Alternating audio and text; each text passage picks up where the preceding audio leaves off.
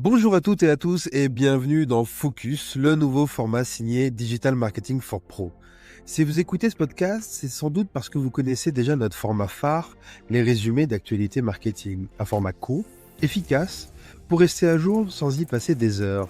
Mais aujourd'hui, on a envie de prendre le temps, de creuser, d'aller plus loin dans l'analyse, dans les enjeux, dans les problématiques qui comptent vraiment pour les pros du marketing. Parce qu'on le sait, les webinars qui promettent des conseils et finissent en démo commerciale, on en a tous vu. Des contenus creux qui survolent un sujet sans jamais rien livrer de concret, aussi. Avec Focus, on prend le contre-pied. À chaque épisode, on parle d'une vraie question. Celle que se posent les marketeurs face à une nouvelle tendance, un changement d'algorithme, un outil, une évolution de terrain. On invite un expert, on creuse, on challenge, on va au fond des choses et on ressort avec des retours d'expérience concrets, des cas d'usage vécus, des exemples qui parlent à celles et ceux qui font. Notre promesse, elle est claire, à la fin de chaque épisode, vous repartez avec une vraie connaissance métier, une idée d'action à tester dès demain et une approche à challenger avec vos équipes. Focus, c'est notre façon d'aller plus loin que l'info pour vous aider à mieux faire et mieux décider.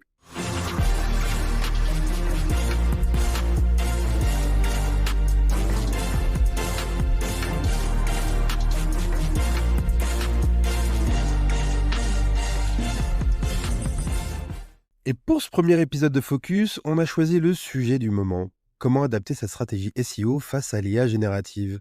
Depuis quelques mois, tout s'accélère. L'IA générative ne se contente plus de produire du contenu, elle change la manière dont les internautes s'informent et donc dont les marques peuvent être visibles.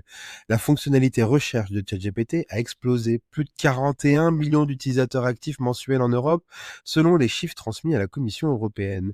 Et du côté de Google, les AI Overviews, ces encadrés qui proposent une réponse directement dans les résultats, sont déjà présents sur plus de 13% des requêtes. Résultat, sur certaines pages, le taux de clic vers les sites chute de plus de 34%. Pourquoi?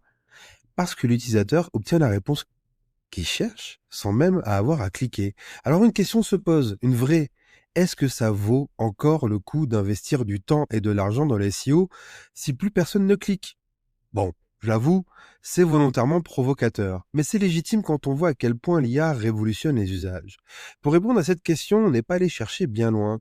Notre expert du jour, ça fait plus de 15 ans qu'il conçoit, teste et ajuste des stratégies SEO, que ce soit pour des groupes médias, des e-commerçants ou des PME. Il est aussi devenu l'une des voix qui compte dans l'écosystème SEO francophone en créant un média qui cumule aujourd'hui plus de 18 millions de visites, c'est tellement gros que j'ai du mal à le dire. On parle ici de Vincent Brossat, le fondateur du Petit Digital et de ce podcast. Salut Vincent. Salut Kevin, comment tu vas? Ça va super et toi? Bon, on va pas faire genre qu'on se connaît pas, etc. T'es le cofondateur de ce podcast, tu fais plein de choses, mais tu vas surtout aujourd'hui nous parler avec ta casquette d'expert SEO. Déjà, peux-tu nous parler de ton parcours SEO, ce que tu as fait, quels sont aujourd'hui les types de clients que tu rencontres, etc. Ouais, très bien. Bon, je vais la faire courte sur la partie parcours. En gros, j'ai commencé au moment de Google Pingouin à peu près. Pour ceux qui savent à peu près à quoi ça fait référence en termes d'années, c'est autour des années 2012, si je dis pas de bêtises. Donc voilà, j'ai commencé dans le secteur au début en travaillant pour une agence. Ensuite, j'ai très vite bossé chez l'annonceur, donc pour un comparateur de produits high-tech. Ensuite, j'ai travaillé pour différentes boîtes, donc à la fois un groupe média B2B, un, un spécialiste des voyages de luxe, etc., des e-commerçants. Donc, j'ai travaillé un peu pour des boîtes assez diversifiées. Et après, à côté de ça, j'ai commencé à développer mon média et donc j'ai travaillé aussi sur le SEO de mon propre site. Bien sûr, j'ai aussi travaillé pour des clients assez diversifiés dans le secteur de l'immobilier et autres. Donc voilà, ça c'est un petit peu mon parcours en clair. Et aujourd'hui, comme tu l'as dit, en fait, je travaille en tant que consultant du coup pour des partenaires, dans le secteur de l'immobilier, mais pas que. Et aussi, du coup, j'ai mon propre site sur lequel forcément je dois travailler le référencement. Déjà un parcours riche, mais ce qui est hyper intéressant, c'est que quand on a travaillé côté annonceur, et également en tant qu'indépendant, c'est qu'on est aussi un bel observateur du SEO. On est obligé tout le temps de rester, à jour, des dernières mises à jour, Google, algorithmiques, mais aussi des tendances. Toi, c'est quoi ton avis sur l'évolution du SEO ces dernières années? Moi qui suis, côté annonceur, j'ai quand même l'impression que le SEO est de plus en plus complexe, j'aimerais bien avoir ton avis là-dessus. Ouais, clairement. Bah, moi, honnêtement, de mon côté, je pense que ça n'a jamais été aussi difficile de se positionner en SEO qu'aujourd'hui. Quand on voit l'évolution, moi, donc ouais, depuis 2012, par exemple, avant, on pouvait faire un max de backlinks suroptimisé, ça fonctionnait. Il n'y avait pas besoin d'avoir une page, même sémantiquement propre, etc. à l'époque.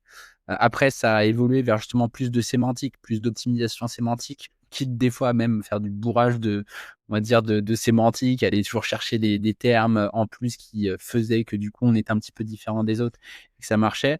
Après, il y a eu Google Panda qui a un peu mis le haut là aussi là-dessus, mais ça a quand même marché encore pendant pas mal d'années sur ces bases-là. Et de plus en plus aujourd'hui maintenant, on se retrouve en fait avec des critères du X qui sont beaucoup plus pris en compte. Par exemple, le temps passé sur les pages, les interactions avec les pages, le trafic direct en provenance d'autres sources, etc. Plein de critères en fait que le SEO de base entre guillemets a plus de mal à manipuler. Et donc on se retrouve vraiment avec voilà des SERPs qui sont plus difficiles, on va dire, à manipuler que par le passé. Et donc il faut vraiment entre guillemets faire le travail proprement pour arriver à tirer son épingle du jeu. Et tout ce qui est branding commence de plus en plus à avoir son impact. Là maintenant en plus, il y a l'arrivée de l'IA et c'est le sujet principal du podcast du jour. Et clairement, ça rabat aussi pas mal de cartes. Donc, pour moi, ça n'a jamais été aussi difficile et au final assez cher de se positionner en SEO aujourd'hui. On parle toujours de SEO, que c'est gratuit sur le papier, mais en fait, en réalité, maintenant, c'est quand même réservé à une certaine élite qui a les moyens, on va dire, d'investir à la fois en content marketing, en branding, sur tous les autres leviers qui peuvent aussi affecter de manière directe ou indirecte le référencement. Et voilà, c'est quand même pas anodin, quoi, clairement. Si je redis ce que tu dis avec mes propres mots, moins techniques, hem, Google a une mission principale, c'est de fournir le meilleur contenu, la meilleure réponse à une requête qui est donnée et pour ça, il a établi des critères algorithmiques. Ces critères étaient tellement faciles à manipuler que tout le monde a suroptimisé son contenu et donc du coup, il a un peu changé son algorithme pour prendre en compte des critères qui sont, pour le coup, pas du tout manipulables, comme le comportement de Mmh. l'utilisateur et cetera. Et donc du coup, bah, forcément, si c'est moins manipulable, bah, les optimisations SEO sont moins faciles à mettre en place, mis à part de faire du bon boulot de création de contenu. Ouais, c'est ça. Puis en fait, ce qu'il faut se dire, c'est que là, enfin, je caricature un peu quand je te dis que les critères UX, ils prennent de plus en plus de poids. Ça veut pas dire que les autres critères n'ont plus de poids. C'est juste qu'en fait, la part vraiment de poids de ces critères-là a vraiment drastiquement augmenté par rapport aux années précédentes. Ça a toujours été un peu le cas où les signaux un peu UX commençaient, tu vois, progressivement à prendre de l'ampleur. Mais là, on est vraiment arrivé à des stades où aujourd'hui, si tu as des très mauvais signaux utilisateurs et que Chrome les détecte, parce que c'est vraiment Chrome qui est un peu le mouchard de Google, qui permet de détecter ce genre de signaux-là, ta page peut se faire, voilà, assez lourdement, pénaliser. Il y a quand même toujours aussi tous les quality raters, donc les hommes derrière, l'algorithme de Google qui vont aussi, jouer leur rôle et qui ça a été prouvé il y a encore, pas très longtemps, qu'ils ont encore un rôle important justement dans, l'optimisation de l'algorithme de Google. Donc il y a quand même toute une vue humaine où si ton site, auprès des quality raters, par exemple, il ne paraît pas comme légitime, tu peux te faire déclasser même si, admettons, tu as des super backlinks, si tu as optimisé ton contenu à la perfection d'un point de vue SEO et cetera. Mais voilà, mais en gros, ce que je voulais dire par là, c'est que c'est pas que des signaux, UX, UX qui font qu'on se positionne aujourd'hui, mais ça prend de plus en plus de place, on va dire, parmi, l'ensemble de tous les signaux qui existent depuis quand même des assez longtemps. Ah bah, alors, tu vois, je suis hyper content parce qu'il a fallu même pas 5 minutes de podcast pour que j'apprenne quelque chose. C'est-à-dire que les quality raters, c'est ça? J'aimerais bien que tu en parles parce que Ouais, je n'avais pas du tout conscience qu'il y avait une sorte de modération humaine, derrière, ouais. l'algorithme de Google. On dit souvent l'algorithme, je savais même pas qu'il y avait de l'humain. Ouais, si, en fait, justement, tu as les quality raters, donc tu as des search quality raters guidelines qui existent et qui sont publics. En fait, Google explique justement à ses évaluateurs humains tout ce qu'ils doivent regarder et du coup, ce qui peut déterminer qu'une page est de mauvaise qualité, une page de bonne qualité. En fait, ça donne déjà beaucoup d'informations au SEO et donc au référenceur sur ce que Google considère lui-même comme un contenu de qualité, enfin une page de qualité, une page de mauvaise qualité. Et en fait, ces quality raters, ils vont du coup parcourir les pages de résultats de recherche de Google que Google leur met à disposition et ensuite ils vont attribuer une note à chaque page. Et c'est pour ça qu'aussi à chaque update, donc les core updates que tu peux avoir ou même les spam updates, tu peux avoir des fluctuations très importantes parce que potentiellement, là, dans ces core updates et ces spam updates, Google va prendre en compte tous les retours de ces quality raters et du coup va l'appliquer algorithmiquement à tout le web. Ce qui veut dire que si, admettons, tu as un site web qui a été catalogué comme un peu spam par le Quality Raters, il y a de grandes chances qu'il se fasse pénaliser à la prochaine core update. C'est pas forcément quelque chose qui est vraiment du jour au lendemain. Quand le Quality Raters il a dit bah, ce site il n'est pas de qualité, c'est plutôt à des intervalles réguliers. Et on a des core updates et des spam updates assez régulièrement dans l'année. Généralement, c'est à peu près tous les 3 mois, on va dire, qu'il y a une update qui tombe. Bon, là aussi, hein, on s'était dit qu'il fallait pas trop qu'on divague, mais je trouvais ça intéressant de d'en parler parce que pour le coup, c'est vrai, c'est un truc que j'avais jamais entendu parler, donc je suis content. Revenons à notre sujet de base, l'IA générative. Donc on a dit le SEO est de plus en plus compliqué et ben forcément l'IA générative elle rajoute un élément dans l'équation pour rendre encore plus les choses compliquées. Aujourd'hui, que ce soit avec tes clients ou dans ta veille, etc., dans les conférences auxquelles tu assistes, tu trouves qu'il y a un impact de l'IA générative sur le SEO à date? Alors, c'est pas ce qu'on appelle vraiment impact, mais clairement, il y a déjà une forte inquiétude du marché, on va dire, surtout avec les AI overviews. Ça, c'est, je pense, qui fait le peur à plus de monde, plus que ChatGPT Search ou ce genre de réponses, on va dire, intégrées dans des chatbots IA. Donc, l'impact, je dirais, il est déjà avant tout psychologique pour le marché. Ça fait peur à tout le monde. Tout le monde se pose la question de comment, du coup, être visible dans ces réponses-là. Même si aujourd'hui, ça représente des parts de marché, comme tu l'as un petit peu évoqué aussi dans ton intro, qui sont pas encore énormes. Mais par exemple, les AI overviews, si ça même si, admettons, ça s'affiche sur 13 à 25 des requêtes, c'est énorme, ça, pour la peine. Il faut savoir qu'il y a un impact qui va être aussi différent en fonction de si on s'adresse à des requêtes informationnelles ou des requêtes commerciales. Il y a plein de choses, on va dire, qui rentrent en jeu de ce point de vue-là. Donc moi, je dirais que les impacts pour l'instant, il n'y a pas, nous, en France, des impacts énormes étant donné qu'on n'a pas encore les AI qui sont déployés, même s'il y a des rumeurs comme quoi ils pourraient être déployés en novembre là, de l'année, donc novembre 2025, potentiellement. Ça, c'est les dernières rumeurs que j'ai entendues, moi, de mon côté. Donc je dirais que l'impact direct, il n'est pas encore totalement quantifiable, même si on parle de centaines de milliers de requêtes faites sur ces IA. C'est un peu difficile pour les propriétaires de sites aujourd'hui, en tout cas en France, d'estimer concrètement quelle part de trafic ils ont perdu à cause de l'IA directement. Parce qu'il faut savoir aussi qu'il y a eu des grosses mises à jour de Google. Là, on parlait tout à l'heure des core updates et des spam updates. Là, sur les 2 dernières années, Google a frappé très fort sur ces updates-là. Et ce qui fait qu'il y a beaucoup de sites qui ont perdu de la visibilité. Et c'est pas forcément à cause de l'IA, on va dire.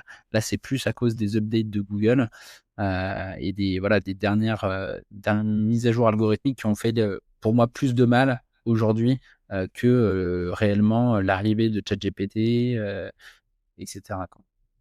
Ouais, tu dis que c'est un peu un faux débat pour le moment, que l'IA, entre guillemets, pique des clics au SEO, quoi. Alors, je dis pas que c'est un faux débat, je pense que ça dépend vraiment, tu vois, des niches sur lesquelles tu te trouves, des personnes à qui tu t'adresses. Par exemple, si tu t'adresses à des personnes qui sont très tech et qui sont un peu à l'avant-garde, on va dire, des derniers usages, qui utilisent Perplexity, qui utilisent les navigateurs IA, etc., bah forcément, tu as plus de soucis à te faire que si tu t'adresses à Madame Michu qui a 60 ans et qui est à milieu d'utiliser un ChatGPT pour faire ses recherches et pour faire ses courses ou pour faire ses achats en ligne, quoi. Donc, il faut juste se dire qu'en fonction de ta typologie de client, tu peux être beaucoup plus impacté ou non par du coup l'arrivée des LLM. Après, ce qu'il faut se dire aussi, c'est que là, même si ça reste aujourd'hui des parts de marché qui sont assez faibles quand tu compares ça à Google, la progression est tellement fulgurante qu'il faut quand même se dire que dans les 3, 4 prochaines années et même, ça se trouve, dans les 2 prochaines années, on parlera plus de 0,22% de part de marché de ChatGPT, mais peut-être de 10, 15, 20. Et là, aujourd'hui, faut l'anticiper, en fait, dès aujourd'hui. Il faut pas attendre que ça soit 10, 15, 20% pour s'y intéresser, quoi. Bah, d'ailleurs, si on se projette un peu dans l'avenir et qu'on extrapole aujourd'hui les effets de l'IA sur le trafic, ça peut être quoi les impacts pour un site internet?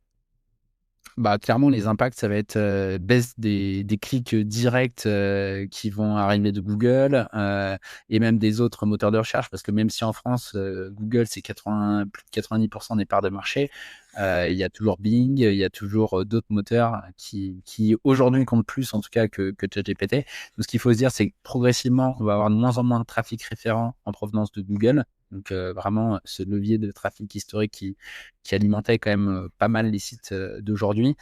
Ça veut dire multiplicité des supports sur lesquels va falloir être visible, parce qu'on a déjà eu aussi la montée en puissance, par exemple, de moteurs de recherche sociaux, on va dire. Par exemple, TikTok, qui est très utilisé par la Gen Z, pour, par exemple, rechercher des restaurants, rechercher des produits, et cetera.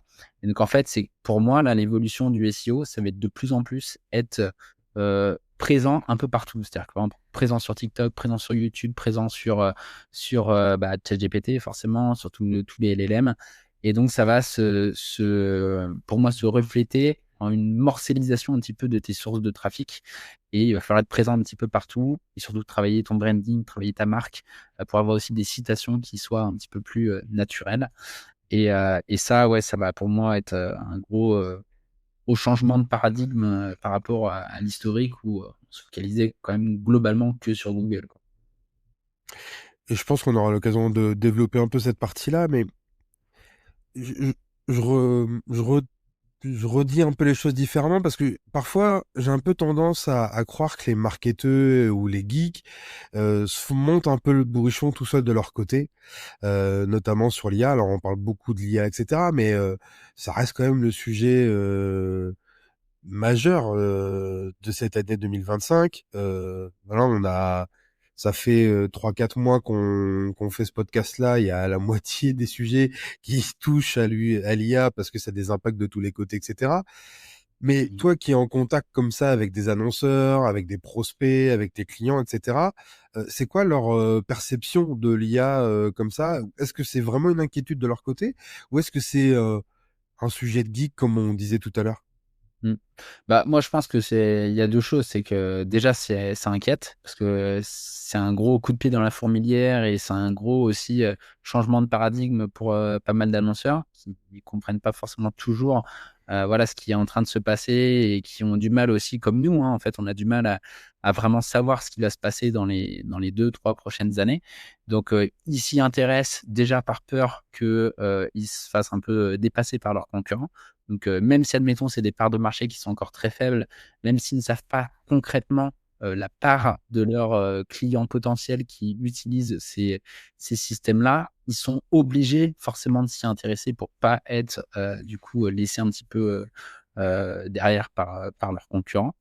Donc ça, c'est le 1er point. Et après, il y a quand même un sujet, d'acquisition où même si on a du mal à traquer, aujourd'hui, tu vois, ce qui va venir de ces LLM, et cetera, on se doute que progressivement, ça va prendre de l'ampleur et donc il faut s'y intéresser. Mais je dirais pas que c'est un sujet de geek, de responsable marketing, et cetera. C'est plus se dire: «Bon, bah, il y a un nouveau canal d'acquisition qui est en train d'émerger. Il faut qu'on l'intègre à notre mix marketing, donc il faut qu'on investisse du coup, de l'argent pour être, du coup, présent». Et surtout que là, on parle aussi de potentiellement, l'arrivée des publicités dans ChatGPT. Donc en fait, voilà, il y a plein de choses qui vont évoluer. Et est-ce que, par exemple, ChatGPT ne va pas devenir à terme le Google, on va dire, en termes de part de marché, et cetera? Si ça le devient, en tout cas, forcément, c'est un gros sujet, à prendre, vraiment, assez tôt.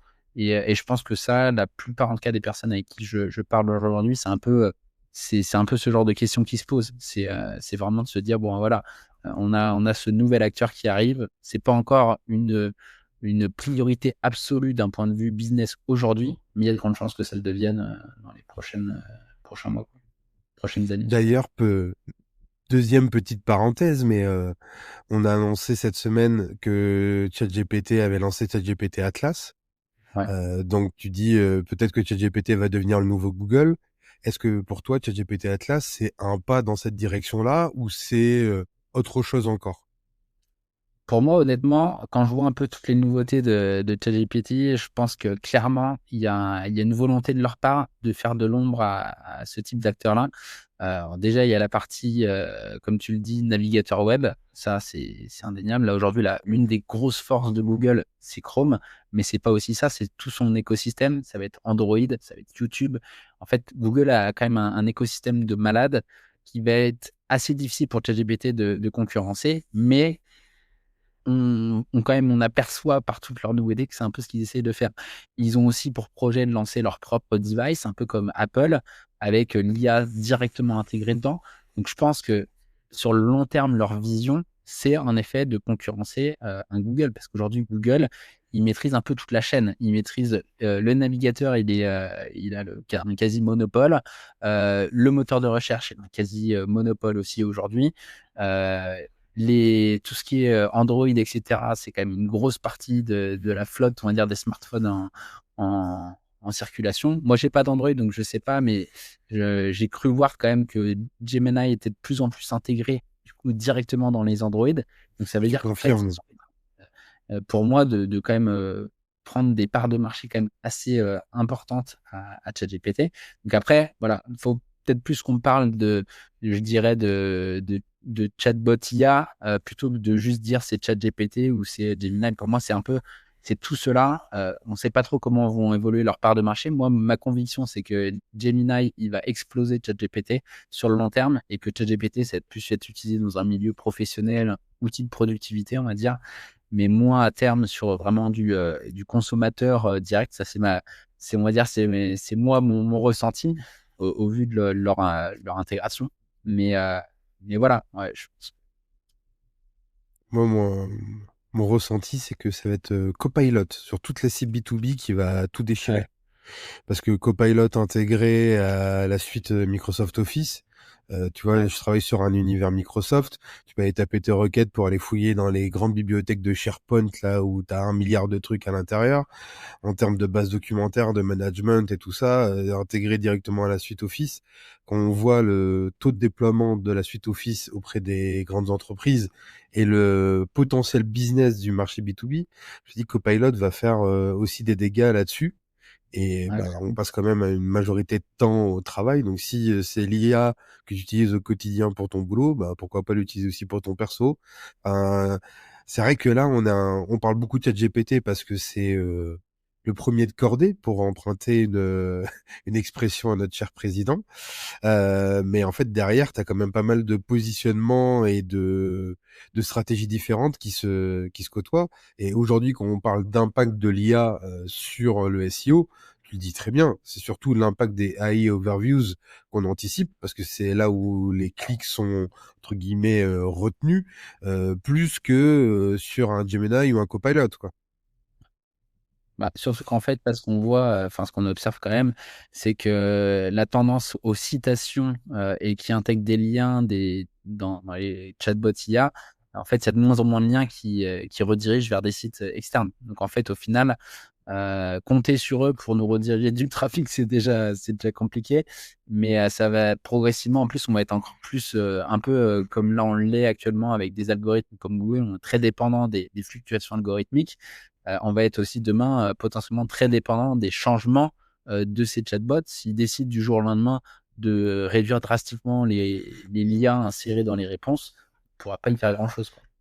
Bah, alors, justement, tu disais tout à l'heure, l'impact de l'IA sur les SEO, ça dépend le secteur d'activité, ça dépend la cible, Ouais. tout le monde n'est pas touché de la même manière, et cetera. Demain, tu as un prospect qui te dit: «Bah, moi, j'ai peur de l'IA, je vois mes stats SEO qui sont en train de se casser la figure. Est-ce que c'est lié à ma strat SEO, à l'IA? Qu'est-ce que je peux regarder comme mesure, qui pourrait, expliquer que, ma baisse de trafic, c'est plus lié à l'IA que, parce que je suis pris une mise à jour Google, quoi?» Ouais, alors c'est là pour moi il y a 2 choses, c'est, déjà est-ce que, tu vois les AI overviews à ce moment-là, admettons sont déployés ou pas?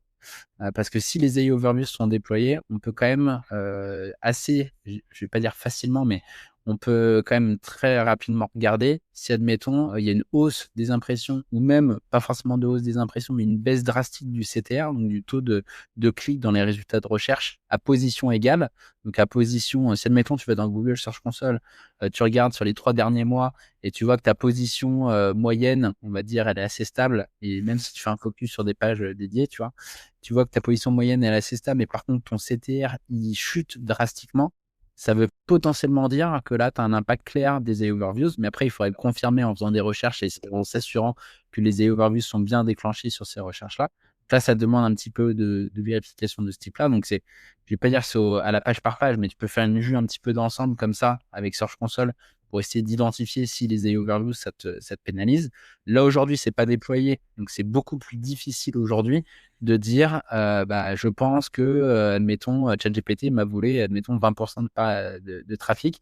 Parce qu'en fait, à part faire une analyse justement un peu macro et de voir une baisse des impressions, pareil, au global, à positionnement égal, là encore une fois, là on peut se dire, OK, s'il y a une baisse des impressions qui, par exemple, qui n'est pas cohérent vis-à-vis des impressions de l'année dernière.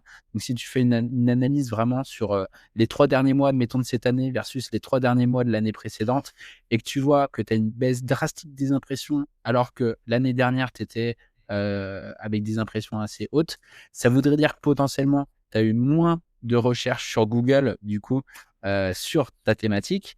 Et si tu es à position, donc positionnement SEO égal, et que du coup, tu as cette baisse-là, tu auras forcément une baisse de clics. Donc là, tu pourrais essayer d'estimer un petit peu la perte éventuelle que tu pourrais affecter à ChatGPT et les autres moteurs de recherche IA, enfin moteurs de recherche, chatbot IA. Mais c'est très spéculatif et ça reste assez difficile à mesurer, quoi. Donc après, moi, ce que je fais aussi, c'est que je regarde aussi pas mal en ce moment sur Google Keyword Planner. Je regarde les évolutions de volume de recherche sur Google sur les mots-clés que moi je cible.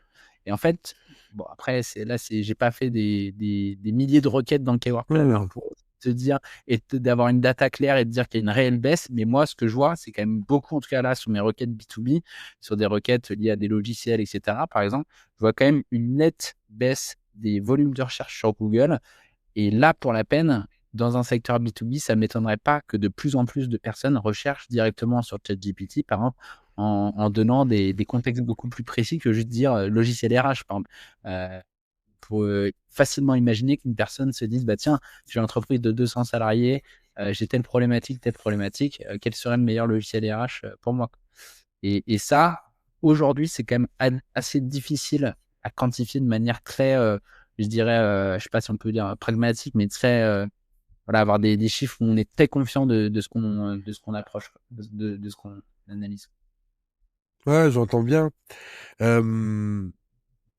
Du coup, comme toute révolution, ça force les équipes marketing et digitales à se réinventer. Euh, pour toi, comment on doit réinventer le SEO à l'ère de l'IA, même si tu dis pour le moment les impacts sont quand même assez limités, tu notes quand même qu'il y a quelque chose qui est en train de se tramer sur notamment des requêtes très précises d'achat de logiciels, très tech, etc. Euh, c'est quoi, toi, ta vision de cette chose-là? Est-ce que aujourd'hui l'IA, c'est une opportunité de revoir le SEO? Est-ce que c'est plutôt une opportunité de tuer les SEO et de faire les choses complètement différemment? Enfin, j'aimerais bien avoir ton avis là-dessus. Après, il faut savoir qu'aujourd'hui, là, le fonctionnement, par exemple, des citations dans les LLM, c'est quand même très lié au SEO. C'est-à-dire que, par exemple, ChatGPT se base historiquement vachement sur les résultats. À la base, c'était sur les résultats de Bing, et maintenant, de plus en plus, c'est sur les résultats de Google. Là, Google a récemment changé sa manière où on pouvait, entre guillemets, scraper ces résultats. Il a empêché la capacité des scrappers de visualiser le top 100 en une fois, avec un paramètre qu'il a changé et qui ne le rend plus accessible. Donc, on a bien vu à ce moment-là, par exemple, que les citations ont drastiquement chuté au niveau de ChatGPT. Donc, on voit que ChatGPT aujourd'hui est très dépendant quand même des résultats de Google. Donc, ça veut dire indirectement que si tu es positionné en SEO et si tu as fait le travail historiquement pour te positionner en SEO, tu as de grandes chances de pouvoir te positionner sur les LLM et sur les chatbots IA. Après, ce qu'il faut savoir aussi, c'est que tout ce qui est citation, ça a un fort impact pour être référencé dans ces chatbots. Donc, si, admettons, tu as 100 articles qui parlent de toi, qui disent que tu es la meilleure solution RH, je vais dire une bêtise, bah, tu as beaucoup plus de chances, du coup, d'être référencé dans ces chatbots IA. Et en fait, ça, indirectement, c'est quelque chose qu'on a l'habitude de faire en SEO pour obtenir des backlinks et tout. Donc, en fait, en réalité, si tu as bien travaillé ton SEO, tu as déjà fait une bonne partie du travail pour être référencé dans les chatbots IA. Après, c'est que tu vas avoir des spécificités. C'est sur le fonctionnement vraiment des moteurs de recherche IA, où en fait, ils vont déconstruire, par exemple, une requête en plein de sous-questions. Et donc, toutes les sous-questions vont être recherchées ensuite dans les moteurs de recherche. Ils vont scraper les résultats, ils vont en sortir une sorte de réponse synthétisée. Mais ce qui veut dire que si tu es positionné, toi, avec ton site ou des sites que tu as je dirais pas manipuler, mais que tu gères un petit peu parce que tu as fait des articles sponsorisés dessus ou tu as fait, voilà, tu es visible sur X ou Y sujet, bah, le SEO, entre guillemets, «historique» va toujours te permettre d'avoir de la visibilité, heu, même si, admettons, il y avait, demain 100 des recherches qui soient faites, sur les chatbots IA. Je sais pas si c'est Ouais. vraiment C'est Ah si, si, ça répond totalement à la question et ça me fait même penser au dernier épisode, l'épisode 12 de notre résumé de veille marketing, où du coup on parlait de cette information-là, où le contenu UGC a été mis en avant ouais, par la future mise à jour Google. En tout cas, ça allait être un critère de plus en plus pris en compte pour le SEO. On le sait depuis le début du GIO que c'est un contenu, enfin un type de contenu extrêmement ciblé par les IA génératives. Moi, mon impression, et j'aimerais bien aussi avoir ton avis là-dessus, c'est que les critères de référencement SEO et GEO, ils sont tout simplement en train de s'aligner. Donc, en travaillant le SEO, on travaille également son GEO. clairement. Ouais, moi, c'est aussi ce que je constate, hein. C'est clairement, là, aujourd'hui, admettons, les SEO, s'intéressent de plus en plus à Reddit, parce que Reddit, a fait une apparition remarquée dans les résultats de recherche, même en France, alors qu'avant, c'était pas du tout, utilisé en France. Et là, ils ont signé un deal avec Google, et cetera. Et bizarrement, ils sont de plus en plus visibles sur des requêtes, que ce soit en France comme à l'international. Donc forcément, si les référenceurs s'intéressent à ça, et qu'ils sont bien, référencés dans Reddit et que ChatGPT, on sait qu'il utilise aussi pas mal, les réponses de Reddit, bah, forcément, ça peut améliorer le référencement global, que ça soit à la fois en SEO classique et via, du coup, les réponses, générées par IA, quoi. Donc ouais, il y a quand même une certaine, je dirais, porosité entre les techniques qui marchent aujourd'hui, de plus en plus en SEO et celles qui vont permettre d'être visibles dans le chat IA. Bah, alors c'est un bon point de dire, aujourd'hui on met l'IA comme une menace, mais c'est aussi une opportunité d'être visible, de développer sa notoriété, son branding, etc. C'est ce qu'on appelle le GIO, c'est le SEO sur l'IA générative. Je te cache pas que sur cette fin d'année, je me fais beaucoup solliciter par les agences SEO qui disent: «Ah, on a sorti une solution pour savoir si vous êtes cité dans les IA génératives, c'est révolutionnaire, etc.» C'est l'argument. Tout le monde a un truc révolutionnaire pour cibler ça, etc. Toi, c'est quelque chose que tu mets en avant dans tes prospections ou au contraire, tu considères que c'est un peu bullshit? J'aimerais bien avoir ton avis là-dessus. Ouais, alors moi honnêtement, je suis assez, je vais pas dire, sceptique, mais je suis très prudent en fait sur toutes ces solutions-là. Pour la simple et bonne raison déjà que toutes les réponses qui sont faites par ces chatbots sont toujours personnalisées. Donc ce qui veut dire que c'est un peu difficile pour une solution tierce aujourd'hui d'arriver à prédire de manière très précise, ce qu'un LLM va répondre à une question. Parce qu'en fait, pour la même question, déjà, il va potentiellement répondre de manière différente, je dirais pas à chaque fois, mais quand même pas mal de fois.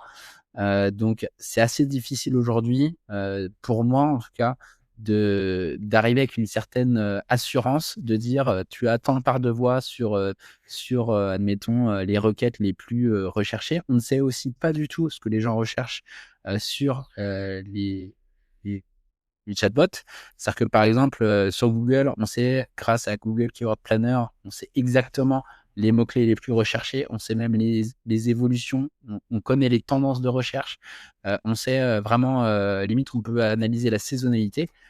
ChatGPT, c'est une black box. Gemini, c'est pareil. Donc après, on peut espérer de la part de Google qu'ils fassent la même chose que sur Google Ads Keyword Planner avec Gemini, qui donne de la visibilité à ses annonceurs sur ce qui est en tout cas, peut-être, ce sera peut-être pas en mots-clés, mais ça sera peut-être en thématiques les plus recherchées.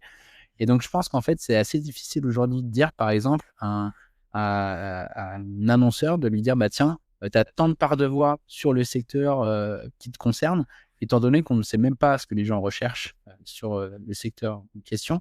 Et en fait, c'est que eux qui vont estimer, du coup, les requêtes recherchées par les internautes, ils vont vraiment analyser les résultats, et généralement, c'est fait par API. Sauf qu'en plus, par API, tu n'as pas les mêmes résultats que quand tu interroges du coup le chatbot directement. Donc en fait, tu te retrouves dans des trucs qui, pour moi, aujourd'hui, ont un niveau de fiabilité qui est très bas. Et arriver avec une assurance et dire, bah voilà, tu as tant de visibilité sur ta thématique, pour moi, c'est prendre un peu les annonceurs pour des jambons, quoi. C'est Mais du après, marketing, quoi. c'est que mon avis, hein. Je dis pas Oui, que, tu oui. vois, je vais pas non plus créer une solution de ce type-là. Donc, j'imagine que leurs processus sont quand même assez rodés.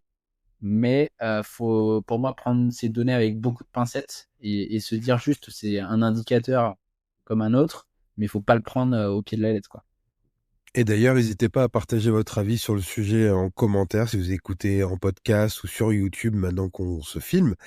C'est hyper intéressant parce qu'on est à l'essor de plein de choses, donc c'est très propice au débat. Un avis, c'est un avis, ça veut pas dire que c'est une affirmation. Et pour bien connaître Vincent, il serait très heureux de changer d'avis si on arrive à lui prouver le contraire. Euh, Nouvelle parenthèse fermée. Si je résume un peu tout ce que tu nous as dit sur l'IA et le SEO, c'est que l'évolution du SEO et de l'IA font que si on optimise bien son site en SEO, on va aussi bien être cité dans GEO, et On qu'il a y a plus de quelque chose qui est va être de plus en plus important, c'est cette notion de branding, de dire en fait c'est les marques, les entreprises qui vont avoir le plus d'autorité. C'est un terme très SEO, d'autorité, mais j'ai l'impression que voilà, l'autorité et la notoriété deviennent des critères de plus en plus importants.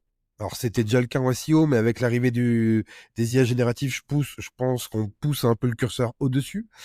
Alors moi, du coup, je m'interroge de se dire, ben aujourd'hui, une stratégie SEO, si on la limite à du contenu, en fait, on est un peu dans le faux. Il faut qu'on pense omnicanal, non? Ouais, clairement. Bah, moi, je pense de plus en plus, en effet, que l'omnicanalité, ça va être la clé. Là, je pense qu'aujourd'hui, par exemple, tous ceux qui ont investi dans des programmes d'affiliation par le passé et qui ont eu du coup plein de citations dans plein de blogs, dans plein de vidéos, etc., vont être au final favorisés grâce à ça dans les LLM. Et donc, en fait, c'est un peu s'inspirer de ce type de stratégie d'omniprésence. En fait, au final, c'est comment aujourd'hui on va pouvoir mettre sa marque à la fois dans YouTube, la mettre dans Reddit, la mettre dans d'autres réseaux sociaux qui sont indexés, par exemple même Instagram là, qui vient d'être indexé par Google.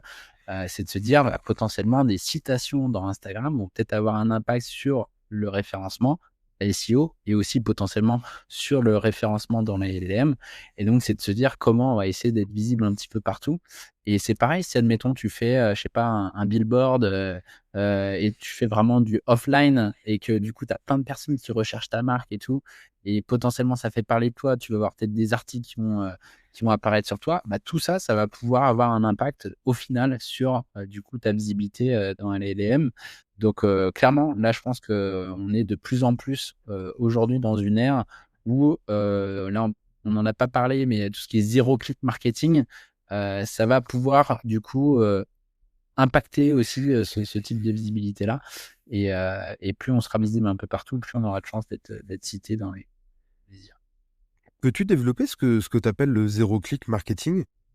Ouais, alors zéro click marketing, là, c'est une tendance qui a été, si je dis pas de bêtises, c'est la responsable marketing de SparkToro, qui est l'outil qui a été créé par Rand Fishkin, qui est anciennement le fondateur de Moz. C'est pour ceux qui sont dans le SEO, ils vont peut-être se rappeler de SEO Moz et de Moz, un outil SEO historique, et en fait qui a popularisé un peu ce concept-là et qui veut dire concrètement que aujourd'hui, quand tu partages un lien sur les réseaux sociaux, tu as très peu de chances d'être visible parce qu'en fait, tous les algorithmes des réseaux sociaux veulent te garder sur leur réseau social et ils ne veulent pas rediriger de trafic vers des sites tiers. C'est un peu pareil pour Google qui de plus en plus veut garder les personnes sur son écosystème. Donc, dès que tu mets des liens qui redirigent vers des sites, tu es quasiment invisible. Donc, en fait, là, le concept du zero-click marketing, c'est de se dire, au lieu d'essayer de rediriger des gens vers ton site, c'est que tu vas créer des contenus sans lien, mais qui vont faire que tu vas être visible auprès de ta cible qui, elle, va faire ensuite la démarche, par exemple, d'aller taper ton nom de marque sur Google ou qui vont taper ton domaine directement dans la barre de recherche. Tu as une explosion potentiellement de ton trafic direct, ce genre de choses. Et c'est vraiment ce concept de dire, tu crées du contenu pour chaque plateforme sans rediriger de trafic directement et sans attendre de trafic redirigé vers ton site. C'est hyper intéressant parce que du coup, si je traduis vraiment le truc, c'est-à-dire que demain, le SEO, si on a envie de vraiment avoir une vraie visibilité sur tout son impact, on regarde le trafic organique dans Google Analytics ou autre outil d'analytics, évidemment, mais qu'il faudrait également regarder le trafic direct et l'évolution du trafic sur des mots-clés de marque, parce que zéro clic, on travaille le branding, le côté communautaire que tu rappelles depuis tout à l'heure, etc. C'est ça, quoi. Ouais, clairement, c'est exactement ça et pour moi aujourd'hui, de plus en plus, on va devoir justement, ouais, analyser le trafic direct. Se dire: «Bah, tiens, là, on parlait un petit peu de, par exemple, tout ce qui est, tu vois, attribution». C'est un peu difficile d'attribuer aujourd'hui même le trafic des LLM parce que en fait, si tu regardes juste le trafic référent de ChatGPT.com, c'est pas, assez représentatif de la réalité parce qu'en fait, tu as potentiellement des fois où tu as été cité sans lien et où les personnes ont juste après tapé ton nom de marque dans Google et du coup sont tombées sur ton site. Mais du coup, l'attribution réelle de cette visite, ça devrait pas être à Google, ça devrait être à ChatGPT. Donc en fait, ouais, de plus en plus pour moi, on va devoir regarder ces 3 éléments-là, donc le trafic référent des LLM, donc vraiment via les sites référents. Là, c'est assez facile à savoir qui a amené quoi. Après, l'évolution du trafic de marque. Donc ça, on peut le voir via des outils comme Google Search Console, par exemple, en filtrant sur sa marque. Et enfin, l'évolution du trafic direct, comme tu dis, où là, clairement, on peut avoir beaucoup plus de trafic direct si on a une approche un peu de zéro click marketing et d'être visible un petit peu partout sans forcément mettre des liens. Donc ça signifie que, petit trait d'humour, que le constructeur là, du monte charge qui a été utilisé pour le cambriolage du Louvre, qui fait un post pour dire, je sais pas si t'as vu ce buzz-là, il a fait un post pour dire, bah nous, nos outils sont extrêmement fiables et rapides et discrets. Et du coup, bah tout le monde a repris. Ouais. Un buzz positif comme ça, c'est du SEO. Bah, je dirais pas que c'est du SEO en direct parce qu'en fait là, ce qui est à mon avis hyper intéressant de leur part, c'est que si eux, ils ont fait ce post-là, en soi, ça va pas leur apporter du SEO de manière directe. Mais par contre, j'imagine que plein d'articles vont citer leur marque et vont associer leur marque à, du coup, leurs produits. Donc, ils vont dire, par exemple, le constructeur de monte charge, machin, etc., avec la marque associée. Et donc là, hop, tu as plein d'articles qui vont associer un terme lié en fait, donc je sais pas comment on appelle ça, un monte charge, Un monte un charge. camion monte charge ou je sais pas quoi, à leur marque et donc ça veut dire, que même les moteurs de recherche et les algorithmes vont associer, ce terme camion monte charge à cette marque et donc ça va avoir plus de chances de remonter à la fois dans les LLM mais aussi, potentiellement en SEO parce que, encore une fois, c'est aujourd'hui, on n'est plus à la recherche vraiment purement de liens et de backlinks comme on pouvait l'être par le passé. C'est limite plus des citations en fait, parce que Google va à la fois regarder les citations sans lien et les citations avec lien. Alors forcément, un lien do follow sur un site d'autorité, ça aura toujours du poids, et son algorithme est toujours basé là-dessus. Mais les citations même sans lien, ça a son poids et là, en l'occurrence, clairement, je pense que ça va favoriser, son référencement. Il va avoir aussi potentiellement pas mal de trafic direct sur son site et ça, c'est aussi un indicateur que Google regarde pas mal, le trafic qui vient, d'autres sources que lui et aujourd'hui, si tu as un trafic où, 98 de ton trafic, c'est Google qui te l'envoie, je pense que, déjà, ça n'existe plus trop. Et à mon avis, Google fait un peu la chasse à ça, parce qu'il se dit que c'est un peu une anomalie, c'est pas normal. C'est-à-dire qu'en gros, tu fais rien d'autre que du SEO. Et donc, est-ce que tu es vraiment une entreprise légitime? Pour lui, Non, c'est hyper intéressant parce que, enfin, pour parler avec beaucoup d'experts SEO, il y a ce truc très SEO-centrique de le SEO, c'est 3 piliers, c'est le contenu, c'est la technique, c'est le linking, etc. Et il faut optimiser ton contenu. Ah, t'as des balises méta, machin, qui sont manquantes, etc. Là, en fait, t'es en train de dire que toi, après 15 ans d'évolution du SEO, tu te rends compte que le SEO, si tu le cantonnes à ces choses très primitives et les règles de base, en fait, tu louperas ta stratégie SEO parce qu'aujourd'hui, ça devient un peu plus complexe que ça et beaucoup plus 360 que ça, quoi. ouais, c'est de plus en Pour plus 300. Ouais, je dis pas que c'est qu'il faut genre avoir un site qui charge lentement, qu'il faut bien pas qu'il y ait de sûr, backlink, et il c'est faut les que ton basiques. contenu. Oui. C'est qu'en fait, ouais, ça devient de plus en plus une base qui est indispensable, mais qui n'est plus suffisante pour ranker. Là où il y a 2-3 ans, tu avais ces 3 piliers qui étaient nickel, c'était bon, tu rankais. Et en fait, aujourd'hui, il y a une dimension humaine, il y a une dimension de trafic direct, il y a une dimension d'expérience utilisateur qui n'avait pas autant de poids qu'elle a aujourd'hui par le passé. Et donc là, on se retrouve ouais, clairement avec des choses qui sont de plus en plus complexes. En tout cas, tu peux plus difficilement, on va dire, arriver à manipuler ça, si on peut parler de manipulation. Allez, une petite dernière question sur le SEO et l'IA. Depuis le début de ce podcast et aussi dans beaucoup d'articles sur le marketing digital, on oppose SEO et IA, mais on en oublie même que l'IA est un super allié pour développer sa stratégie SEO. Euh, Toi, aujourd'hui, comment tu le recommandes de l'utiliser? Comment tu l'utilises pour développer sa stratégie SEO? On sait qu'on doit aller créer du contenu en masse. Est-ce que aujourd'hui tu recommandes d'utiliser l'IA pour créer tout ce contenu-là, pour potentiellement faire des audits très poussés quand on est sur des sites avec des grandes profondeurs de page? Quels sont un peu les conseils d'un expert SEO sur l'utilisation de l'IA aujourd'hui dans la stratégie de référencement naturel? Ouais. Alors moi, honnêtement, je suis un peu partagé aujourd'hui sur l'utilisation de Et l'IA. tu as le droit. Ouais, parce qu'en fait, si tu veux, pour moi, il y a une partie qui est assez, je dirais, évidente et qui fonctionne plutôt bien. C'est l'utilisation de l'IA pour l'aide à la création de contenu. Et je dis bien l'aide à la création de contenu et pas la création de contenu telle. Pour moi, en fait, c'est de se dire, l'IA va peut-être te faire 80-90% d'un et répondre, on va dire, à un brief que tu lui as fait, un brief vraiment détaillé, mais il faut savoir l'utiliser intelligemment, en fait. C'est que si tu lui dis, rédige-moi un article sur ça, le contenu, il va être creux, ça va être plat et ça va concrètement pas être idéal. Par contre, si tu sources des supers informations, donc tu lui balances des informations en source, tu lui donnes un brief ultra détaillé, tu lui dis exactement ce que tu attends en termes de ton, tu dis quelle entreprise tu es, à quelle persona tu t'adresses, etc., etc. Là, tout de suite, la sortie va être nettement plus intéressante et toi, ton travail de réoptimisation va être beaucoup plus light derrière. Donc moi, sur la partie création de contenu, quand c'est bien utilisé, pour moi, c'est vraiment un game changer aujourd'hui. Et là, je parle de création de contenu texte. Demain, je pense que ça va être, enfin, même déjà aujourd'hui, c'est même pour la vidéo, ça devient de plus en plus puissant. Là, aujourd'hui, tu as VO 3.1 qui vient de sortir, qui clairement qui passe un level encore au-dessus. Par exemple, j'ai vu une automatisation qui permettait d'animer des photos statiques d'e-commerçants avec un modèle qui présente, par exemple, enfin, là, en gros, ce que le mec avait fait, c'est qu'il avait pris une image du site The North Face et avec donc un modèle qui pose avec un pantalon et admettons une doudoune. Et en fait, lui, il l'a animé avec VO3, avec vraiment une animation qui paraît hyper naturelle. Alors après, le problème, c'est qu'on est incapable de savoir le comportement réel du produit, étant donné que là, c'est estimé par l'IA.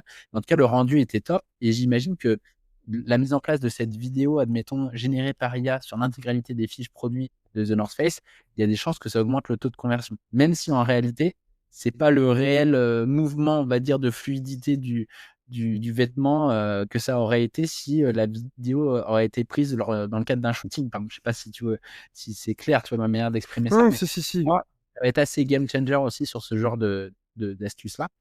Après, dans le cadre par exemple, d'un audit SEO, moi, aujourd'hui, je ne l'utilise pas du tout. Pour la simple et bonne raison, c'est que déjà, il peut y avoir des hallucinations. Et si en fait, tu te retrouves à avoir une hallucination sur un truc qui est stratégique pour le client, c'est juste pas possible en fait. Voilà, moi je prends pas en tout cas ce risque-là. Et aussi pour moi, en fait, tu te bases sur une connaissance dont tu ne sais pas comment elle a été entraînée. C'est comme si, admettons, tu déléguais une mission à une personne, tu sais pas si elle a l'expérience nécessaire et requise, pour, mener à bien cette mission-là.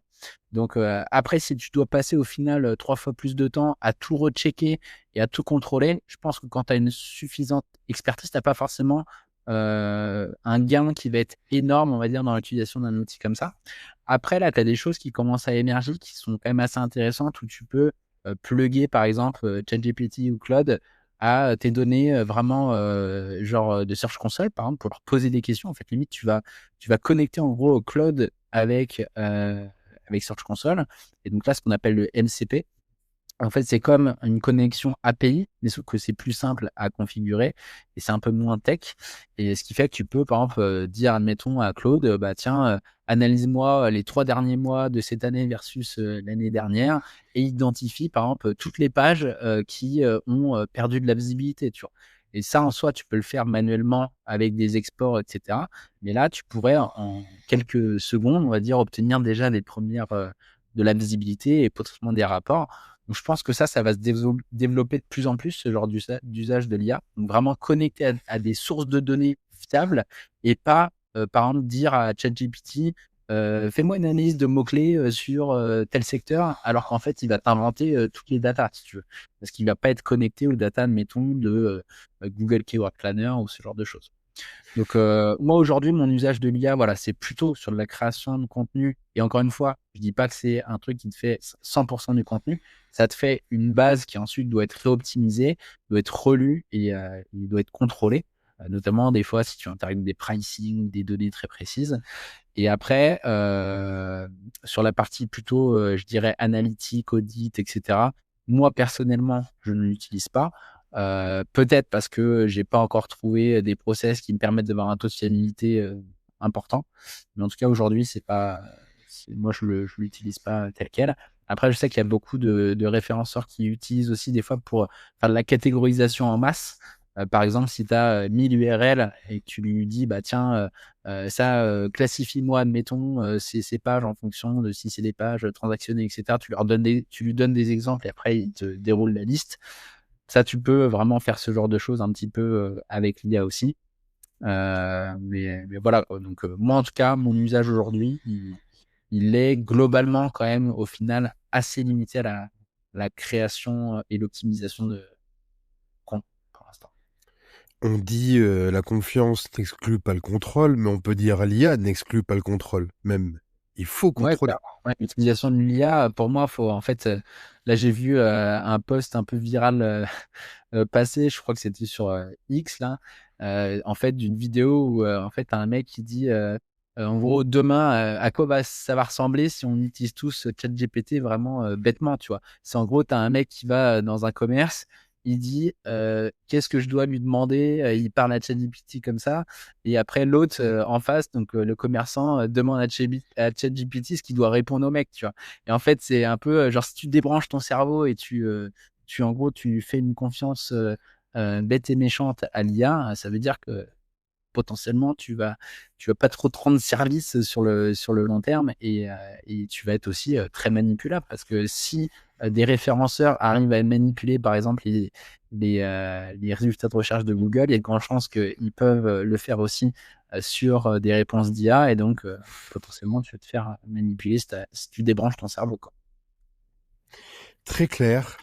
Du coup, si demain tu dois donner un conseil à nos auditeurs sur leur stratégie SEO pour l'adapter par rapport à l'IA, mais aussi par rapport aux évolutions dont on a parlé, etc., ça serait quoi le seul et unique conseil qu'ils doivent prendre en compte pour leur stratégie 2026?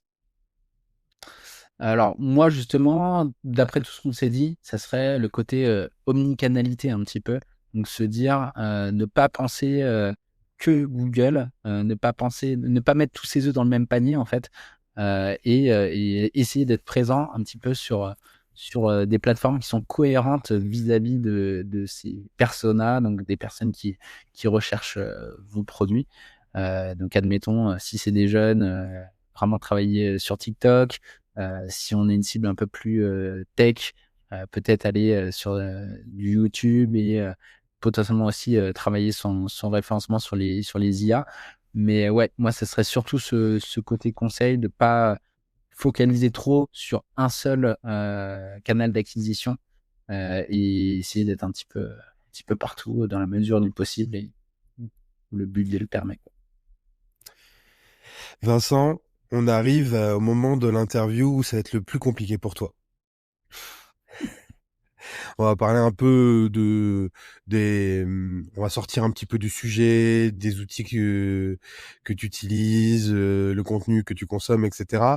Mais pour ça, il va falloir faire des réponses courtes. D'accord? Ok, c'est ça qui va être dur. Exactement, je te connais. Alors, pour celles et ceux qui veulent creuser le sujet du jour, c'est-à-dire l'IA et le SEO, aujourd'hui, qu'est-ce que tu recommanderais? Un livre, une étude, un podcast? Même si Digital Marketing for Pro est déjà une très bonne source de podcast. Aujourd'hui, qu'est-ce que tu recommanderais pour creuser ce sujet-là? Honnêtement, aujourd'hui, principalement YouTube. Ouais. YouTube, après LinkedIn aussi, mine de rien, il y a quelques personnes qui commencent à en parler. Donc ouais, suivre des personnes sur LinkedIn et des chaînes YouTube. Après, là, te dire des noms précis, j'ai pas de noms précis comme ça, mais juste faites des recherches sur ces deux réseaux. Ok. Euh, Aujourd'hui, tu as envie d'impressionner un client, c'est quoi ton quick win SEO préféré pour générer du trafic? Alors, ça va vraiment dépendre du client. Donc ça, c'est un peu, je vais dire la réponse de base du SEO, c'est le «ça dépend», tu vois? Mais, ça va vraiment dépendre parce que, tu vois, admettons, si tu me dis c'est un client, local, c'est une entreprise locale, ça va pas du tout être pareil que si c'est une entreprise, un e-commerçant ou, tu vois, une marque. Parce que, tu vois, le référencement d'une marque ne se fait pas pareil que le référencement d'un site e-commerce, qui se fait pas pareil, que le référencement d'un site, de comment dire, local. Après, quick win, pour moi, encore aujourd'hui, c'est, d'essayer de se positionner sur des requêtes, longue traîne, associées du coup à ton secteur d'activité et surtout sur des requêtes, business. Donc, c'est, développer déjà faire une grosse analyse de mots-clés pour identifier les requêtes, qui ont un intérêt pour toi, qui sont potentiellement moins concurrentielles et sur lesquelles, tes concurrents sont peut-être pas positionnés. Faire une analyse concurrentielle. Donc je dirais que le quick win, c'est déjà, de faire un état des lieux, on va dire, de ce sur quoi tu te positionnes, ce sur quoi les autres, tes concurrents se positionnent et ce sur quoi potentiellement toi tu pourrais être positionné et eux ne sont pas positionnés et créer du contenu sur sur ces mots-clés-là. Ok. La leçon la plus marquante que tu retiens de ces dernières années, c'est quoi? D'avoir trop mis tous les œufs tous les œufs dans le même panier justement. Non, pas une diversification tout à l'heure. Moi clairement, ma plus grosse erreur, en tout cas si je prends l'exemple de l'Opti Digital, ça a été de trop, miser sur Google pour l'acquisition de trafic. Ok. Là, t'as été court, c'est très bien. Ouais, j'essaye, Continue. tu vois? Je m'améliore, hein. Quand tu as des guidelines précises. Il existe 1 milliard d'outils SEO, il y en a des indispensables comme du Screaming Frog, etc. Pour toi, c'est quoi ton outil SEO indispensable? Pour moi, l'outil gratuit que tout le monde doit avoir, c'est Search Console. C'est Google Search Console. Après maintenant, tu as la version de Bing aussi, Bing, Webmaster Tools. Vu que Bing a quand même pris un petit peu plus de part de marché que par le passé. Mais clairement, c'est un indispensable parce que, tu as des données vraiment, propriétaires de Google que tu n'as nulle part ailleurs. Tu as beaucoup de data sur l'indexation, sur, comment Google perçoit tes pages et si tu as pas cet outil qui est configuré sur ton site, faut vraiment, vraiment, vraiment que tu le mettes en place. Écoute, Vincent, t'as plutôt bien réussi ton exercice. T'as été plutôt succinct. Je te félicite. Du coup, t'as droit à une petite minute promo parce que, Vincent, on dit, t'es consultant SEO, t'es aussi propriétaire d'un média, mais t'es aussi entrepreneur. Alors, on t'écoute. Ouais, bah, après, enfin, sur la partie promo, là, aujourd'hui, en fait, je travaille sur, plusieurs sujets comme tu l'as dit. Donc le petit digital, je travaille en tant que consultant SEO indépendant. Donc là, après, c'est en fonction des activités. Je m'adresse pas forcément aux petites entreprises, mais plutôt à des plus grandes entreprises. Et à côté de ça, je suis en train de développer un logiciel SaaS justement qui est sur le sujet, on va dire, d'aujourd'hui, clairement sur l'IA. Et c'est comment, en fait, on va arriver à aider les professionnels du marketing à utiliser l'IA de manière justement assez avancée et assez intelligente pour leur faire gagner du temps en termes de productivité. Donc, le logiciel s'appelle Soupast. Et aujourd'hui, il est en cours de développement. On a déjà une version un petit peu d'essai qu'on n'a pas encore déployée. On a plein de bêta-testeurs qui sont inscrits déjà à la preview, mais pour l'instant, on n'a pas encore ouvert les accès. Et la promesse un petit peu justement, c'est d'arriver à un stade où l'IA te fait aller 80% du job sur plein de missions diverses et variées. Et après, toi, tu es plus dans une optique de contrôle, d'optimisation. Et donc voilà, donc ça, c'est un peu le gros sujet du moment et des prochains mois pour moi. Super. On peut toujours s'inscrire à la bêta ou c'est complet? Ouais, ouais, on peut s'inscrire en fait. Tu vas sur Soupast, donc SUPA2ST.ai, si je dis pas de bêtises. On mettra le lien en commentaire, évidemment. Ouais, et puis du coup, tu mets ton email. Je crois qu'on te demande, je crois, prénom, email et si tu as un site internet, ton site internet. Si tu as un LinkedIn, ton LinkedIn. Et après, on t'enverra dès que ça sera ouvert, du coup, les accès, tu auras des crédits gratuits, tu pourras tester l'outil et tout. Et l'idée, c'est qu'on ouvre ça pour avoir aussi du feedback et qu'on puisse améliorer l'outil petit à petit. Top. Merci beaucoup, Vincent. C'était chouette de inaugurer ce format avec toi. Au moins, on l'a inauguré en terrain de confiance parce qu'on se connaît bien. J'espère que toi qui as fait plusieurs podcasts, ça s'est plutôt bien passé. Euh, et merci à vous. Merci à vous d'avoir écouté ce premier épisode jusqu'au bout. On le dit, c'est un nouveau format. C'est un nouveau format qu'on avait envie de lancer. Et maintenant, en fait, on n'a qu'une seule hâte, c'est de lire vos commentaires, vos retours. Parce que c'est un format long. Là, on est à un peu plus d'une heure d'enregistrement. Est-ce que vous aimez ça? Est-ce que c'était assez approfondi? Est-ce que vous voulez qu'on aille encore plus loin? Est-ce que vous voulez qu'on aborde d'autres sujets? Parce que d'ailleurs, on compte sur vous pour commenter cet épisode-là et nous dire les sujets que vous voulez aborder sur le prochain épisode de Focus. On va aller trouver le bon expert dans le réseau de Vincent, dans mon réseau, voire même sur LinkedIn si vous pensez que vous avez quelque chose, une expertise à faire valoir, un avis à faire valoir sur un sujet d'actualité. N'hésitez pas à aller sur LinkedIn, soit contacter Vincent, c'est Vincent Brossat, avec le S à la fin pour le trouver. Et moi, Kevin Brun, on est tous les deux à votre écoute si vous avez des sujets. Et puis, on va essayer de refaire un autre épisode de Focus rapidement. Mais d'ici là, on se retrouve tous les 15 jours pour un résumé de l'actualité digitale en moins de 30 minutes, toujours avec les infos clés et directement actionnables. Et si vous voulez nous donner un petit coup de pouce, pensez à vous abonner, à partager l'épisode autour de vous et à nous laisser 5 étoiles sur la plateforme préférée d'écoute, ou plateforme d'écoute préférée plutôt. C'est là la fatigue au bout d'une heure de podcast, tu commences à parler comme Maître Yoda.